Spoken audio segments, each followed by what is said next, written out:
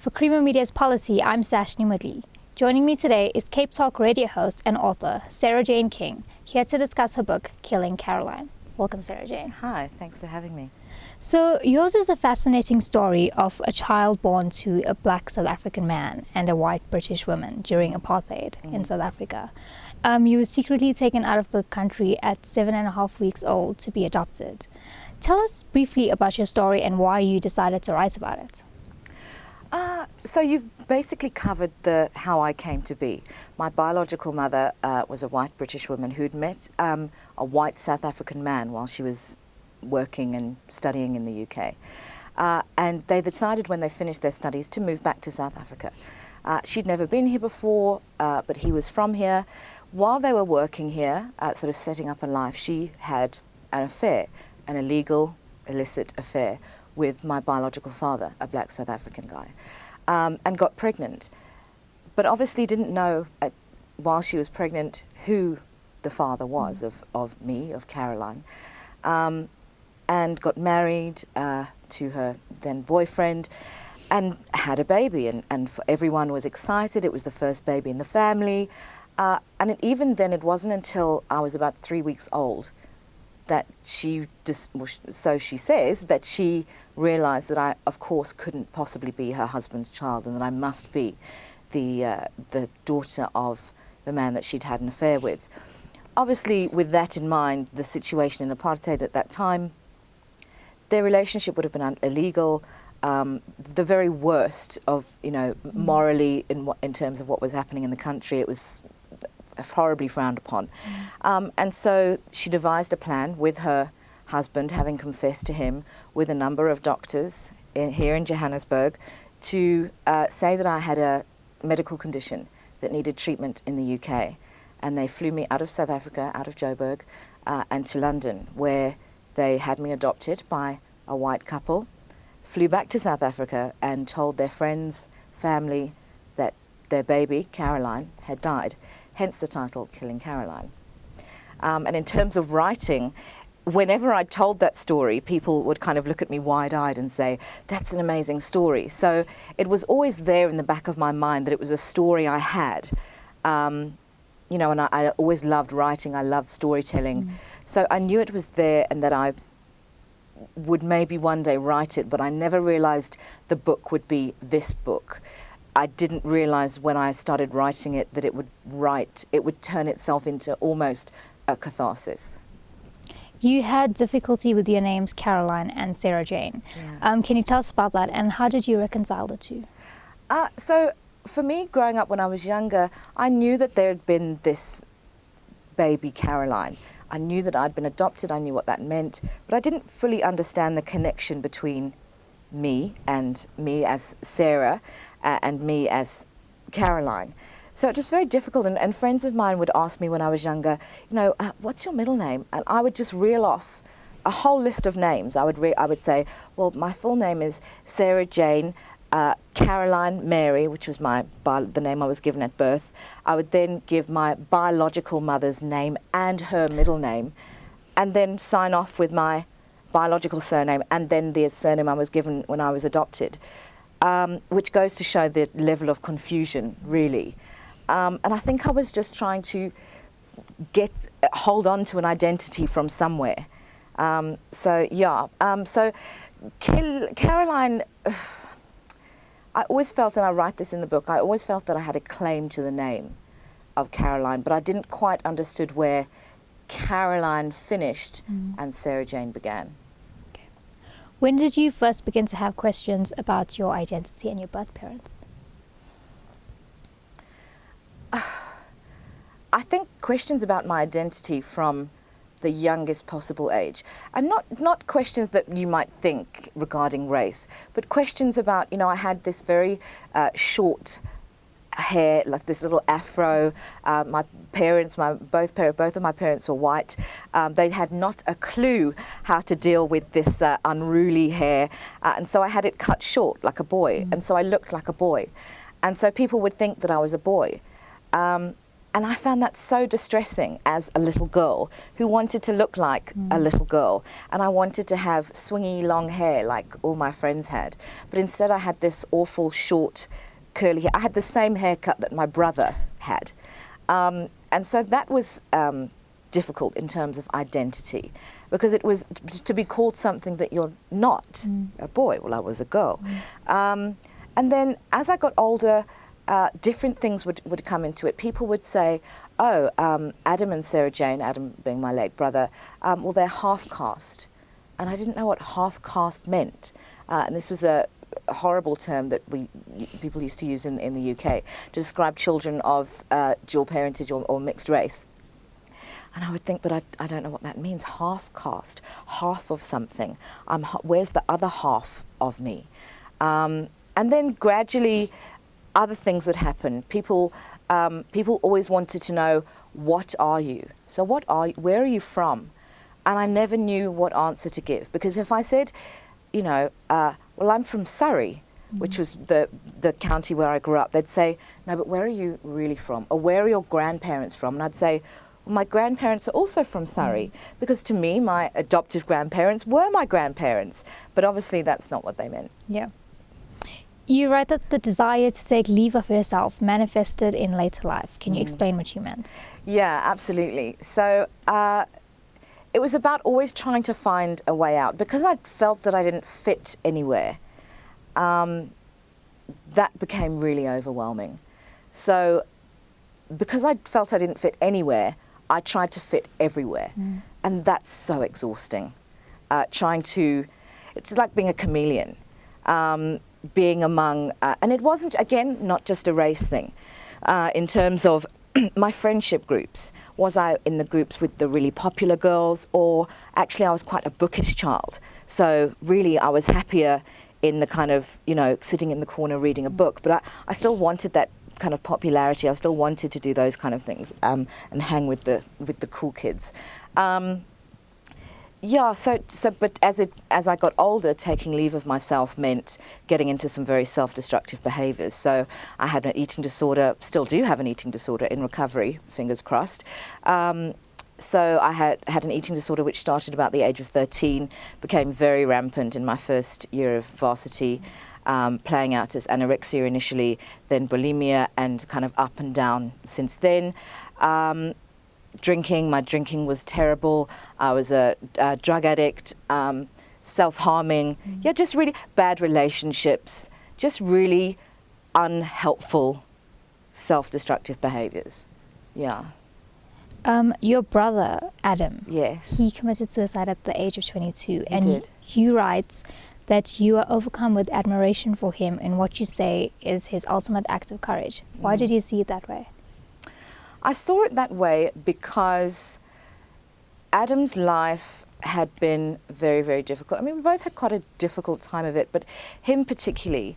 I think growing up, particularly as a black boy in a very, very white area, with no black role models, was very, very difficult for him. There was no one to identify with him. And the identification that he got would come from the television or from, you know, and that was always very negative. So he eventually sort of geared towards, in his behaviour, those stereotypes of a sort of thuggish, you know, and that wasn't him in his heart, but that's all the representation that he was seeing. And he also had a drinking problem. He was an alcoholic and an addict, and the help was never there for him. And I think also because he never, you know, I talk about this in the book, the primal wound. There's this inherently with adoptees, there's this sense of something missing from the beginning, even almost before birth, this kind of pre-verbal communication or pre-verbal idea that we're not good enough. To be rejected by your own mother above all else, it goes against nature, and it's something within you. And he also lived with that as an adoptee, and I think above and beyond, I think he knew he was never going to find peace in that. You know, I found peace in that, well, it's a continuous journey for me. But he was never going to find peace in that.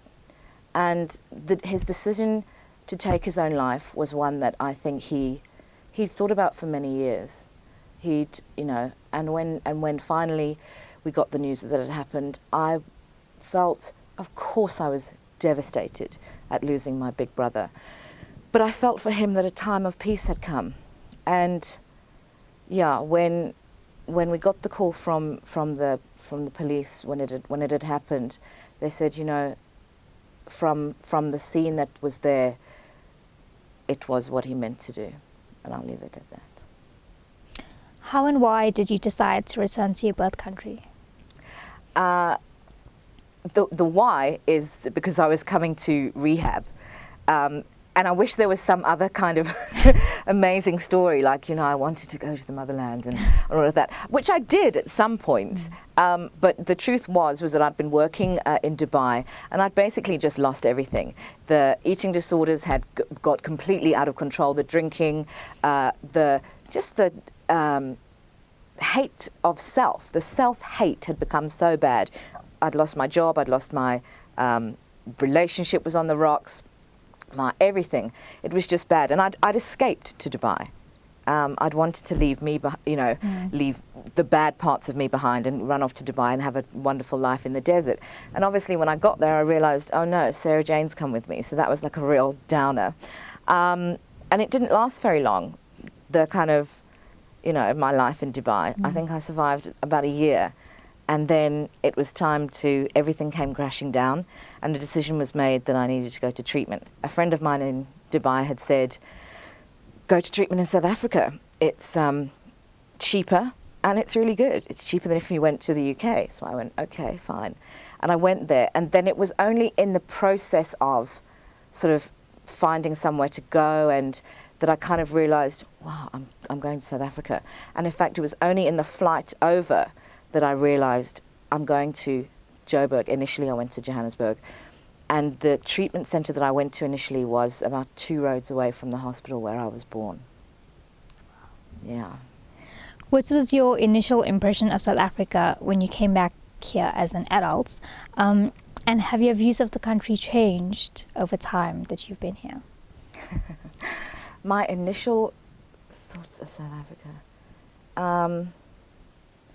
When the plane touched down, it was early. It was like dusk. It was dusk, and it just felt like the most beautiful. It felt like the most beautiful city in the world. And something happened when the wheels touched down, and I thought, oh, I'm home, and I don't know where that came from. And it still happens whenever I leave South Africa and fly in. Any time the wheels touch down, I kind of breathe. In terms of South Africa, my initial impressions were, this is the most racist place I've ever been to in my life. I would listen to conversations taking place and my mouth would hang open. I could not believe what I was hearing. I couldn't believe what I was seeing. Of course I'd experienced racism. I was 27 years old. I was very well travelled. I'd travelled the world. I grew up in England. Of course there's racism there. But this was on a whole other level. It was completely unashamed. It was really bizarre. It was really bizarre. And I really struggled with that. So that, in that sense, that was one of my first impressions of South Africa, which was quite a negative. There are so many other positives, but that's one that stood out. Has it changed over the years? I still, it's still the most racist place I've ever been in my life. It's beyond. And you know what's funny is that people will often say to me, "Oh, but you're not really South African, and so you don't really understand." And it's like, well, I am really South African, and I do understand. I probably understand more than most, and I come in with an objective eye as well. I come in with comparison. So just because something's been away for a certain time, and there seems to have been a slight margin of improvement, doesn't mean that the current situation isn't still unbelievably bad. When you eventually moved to South Africa permanently. It was a day after Nelson Mandela passed away. Yeah. Why was this significant for you? Well, I mean, because it was the day after Nelson Mandela had died. So, and you know what had been crazy is that, I mean, obviously he'd been unwell for some time, and it had always been, I wanted to be in South Africa at the time that he passed. It was something that I wanted, but I didn't know when that was going to happen, and I was living back in England at the time. And so I just kind of thought, it's not going to happen. It's just going to have to be something that you know.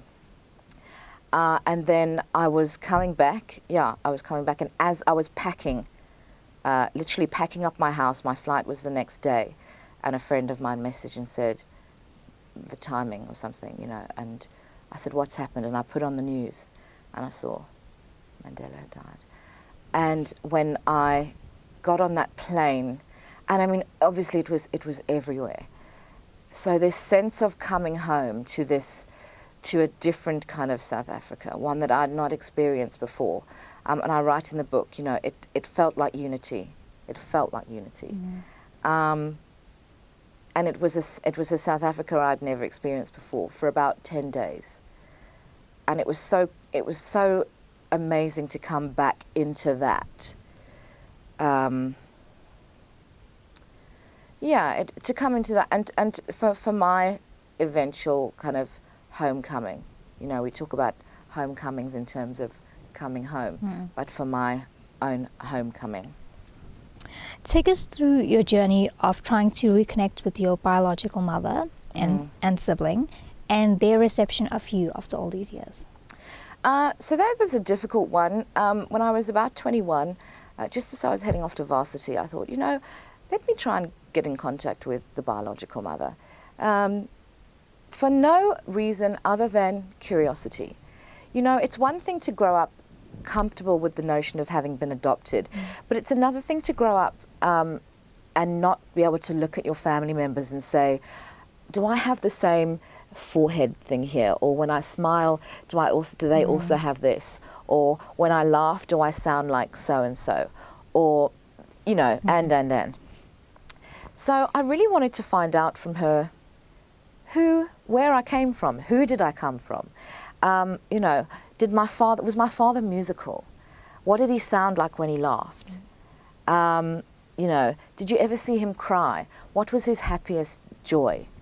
What brought him the biggest joy? All of those kind of things, very natural things. I was not looking for a mother. I think a lot of people think that. I think adoption and adoption reunions get romanticized a lot, and I think that's very dangerous. There's an idea that it's a reunion of child and parent, whereas it isn't. It's a reunion of an adult with a lot of issues with another adult with a lot of issues coming together with this strange connection as strangers, but with this this very intense connection. So I got in touch with her. She was not receptive at all, and had basically said to me, you know, please don't write again. It's a part of my life that I want to forget about. And that was so difficult because she was the key to my helping me with my identity. And so that was difficult. And over the years, it has been difficult because I did eventually meet my biological half-brother, Alex, who I love dearly. And I mean, that's also been difficult because, you know, of various different things. Not, you know, my biological mother and I haven't met, but Alex and I do have a relationship, so that's difficult. But yeah, meeting him was one of the most incredible experiences of my life. And many people ask you if you hate your biological mother, Chris. What is your response to them? Yeah, I do. Yeah. There's days I hate her. There's days I hate her. There's days I don't think about her. There's weeks, months I don't think about her. And then there's days I'm just sad for her. because whatever the situation is or was, she's a woman who carried a child for 9 months, who gave birth to a child, and who held that child and fed that child from her own breast for 7.5 weeks. And then, like that, the child was gone. And you don't get over something like that without a lot of support and love and therapy, and yeah. So I'm sad for her for that. And I'm sad for her that she doesn't know me. I'm sad for her that she doesn't know me. And where to from here for Sara-Jayne? Where to from here? Well, I mean, I'd like to have some babies of my own at some point. Yeah, that would be nice. Another books. Yeah, I would love to just write books forever. But where to from here? I mean, everything's a journey, you know, and also, you know, you've read the book. Without giving too much away, I mean, it's not, nothing's ever ended. Nothing's ever ended. We still go on. So yeah, we'll see what happens with the next chapter. Great. Thank you so much for being here. Thank you. That was author Sara-Jayne King discussing her book, Killing Karoline.